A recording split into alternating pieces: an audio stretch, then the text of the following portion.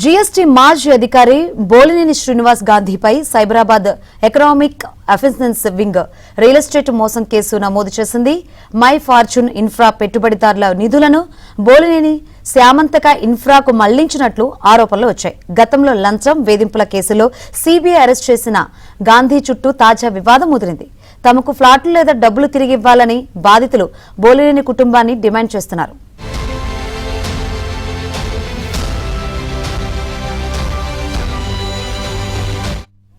Wing real estate మోసం case నమోదు చేసింది. మై ఫార్చ్యూన్ ఇన్ఫ్రా పెట్టుబడిదారుల నిధులను బోలినేని శ్యామంతక ఇన్ఫ్రాకు మళ్లించినట్లు ఆరోపణలు వచ్చాయి. గతంలో లంచం వేధింపుల కేసులో సీబీఐ అరెస్ట్ చేసిన గాంధీ చుట్టూ తాజా వివాదం ముదిరింది. తమకు ఫ్లాట్లు లేదా డబ్బులు తిరిగి ఇవ్వాలని బాధితులు బోలినేని కుటుంబాన్ని డిమాండ్ చేస్తున్నారు.